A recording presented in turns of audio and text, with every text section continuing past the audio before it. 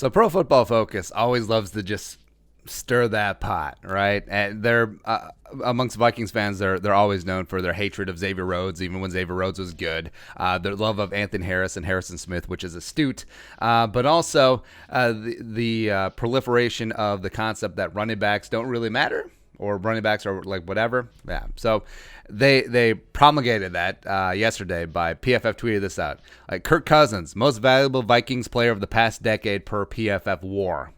And then they just left for us to pick up the pieces. Great. Cool. Right. So WAR, what is it good for? Had to do it. Sorry. Wins above replacement. Now, if you're into baseball, you certainly know this. Wins above replacement ever since Bill James, right? He introduced it. It's how many wins do you add to your team over the statistical average of your position, right? So it's easy to do with baseball, to a degree with football, especially on offensive side. Sure, it's fine, right? So basically, what this boils down to is Kirk Cousins versus Adrian Peterson. Now, going back through the past decade, so going back to 2010, all right, so you got the bad year of Favre, and then who really else? Like, who else really moves that needle, singular position? Maybe peak Harrison, maybe peak Everson, maybe peak Daniil. It's possible, right? But still, it's still a quarterback lead, most important position in all of team sports. So I think that's why it leads its credence to Kirk Cousins in this argument, right? So let's go into their definition. Here's how they define PFF WAR. Broadly, PFF WAR model does these things in order. Determine how good a given player was during a period of time, generally season, using PFF grades. Map a player's production to a wins value for his team using the relative importance of each facet of play. Simulate a team's expected performance with a player of interest and with an average player participating identically in his place. Take the difference in expected wins above average, wins above replacement. Determine the average player with a given participation profiles win above replacement player, assuming a team of replacement level players is a 3-13 team. Oh, that's rough.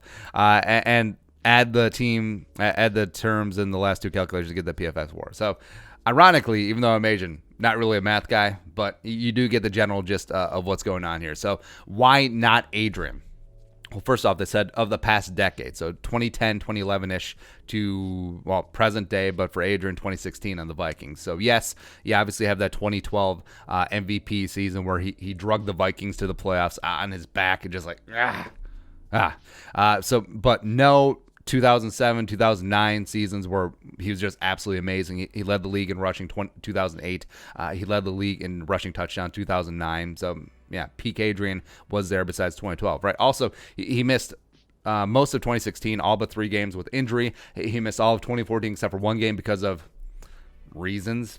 Yeah. Number 2, position, right? So the difference between a great running back and a good running back is a fraction of that, the difference between a great quarterback and a good quarterback, right?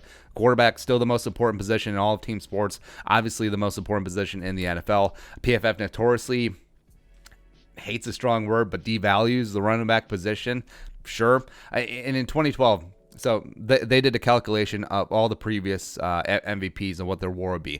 2012, when Adrian was MVP, his wins above replacement was 0.3. 0.3. That's like a J-Ron DUI. Are you kidding me?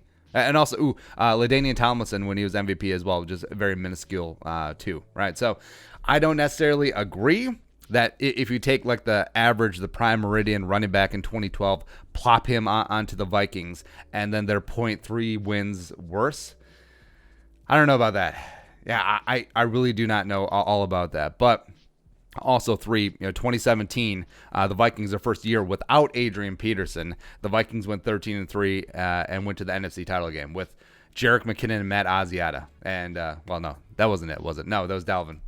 Nailed it. I'm very good with history. So why Kirk? All right. So position value for sure, quarterback. Number 2, Cousins, especially in 2019, has been a top 10-ish quarterback. He's been up there in the PFF grades as well, and that does have a lot of value compared to the replacement because I feel like there is a very stark drop-off between an above-average competent quarterback and going down to the average. So just a back of the envelope calculation example here. So wins above average. Who do you think is the most average running back today? Kenyon Drake, Sony Michel. You could say one of those two, sure. Who's the most average quarterback? Well, you could say Kirk. You could say Case Keenum. That's a bad example. Andy Dalton. Andy Dalton, maybe. So who would add more value? Adrian over Sony Michel, Kenyon Drake, or Kirk Cousins over Andy Dalton? I think it's pretty clear the latter, right? Also, we're talking about like peak Adrian, like peak early 2010s Adrian, not Adrian right now, right? And also, you throw in the fact that, with running backs, the league's leading rusher hasn't won a Super Bowl since 1998, right? So he's racking up all these yards, but that doesn't necessarily translate into team wins, team success. Also, Adrian led the Vikings to 0 goose egg, D'Angelo Russell, non-far playoff wins during his entire career. Right? Barry Sanders was 1-5 in the playoffs of his career. Walter Payton won one playoff game before the '85 Bears swooped in and just demolished people. Also, he won no more playoff games after that. O.J. Simpson played in one playoff game his entire career and was considered one of the greatest running backs of all time. And also, if you look at the all-time rushing list, only 2 of the top 7 have Super Bowl rings. Emmett, who benefited from a great defense given to him by the Vikings, by the way, as well as the best offensive line in NFL history, and also Sweetness and 85 Bears. Boom.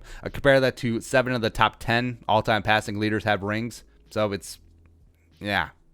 So in my opinion, running backs are still important. I think Adrian Peterson was still important to this franchise, especially in 2012. I think they're probably like a 5-11 team without him, but they simply do not shift the game the way that even just slightly above average quarterbacks do. So in a vacuum on a spreadsheet, it makes sense. But I was with you. Like when you heard it at first, like Kirk Cousins, the most valuable Viking of the past decade, even though he's been here 2 years. It was weird, but when you think about it, I sort of get it. All right, but your thoughts. Adrian Peterson over... Oh, I know. Kirk Cousins over Adrian Peterson. I'm good with words as well. Let us know in the comment section below. Subscribe for daily Vikings takes. And want to support the work, post on the Venmo. Please give us a follow on social media as well. But until next time, Skull, production value.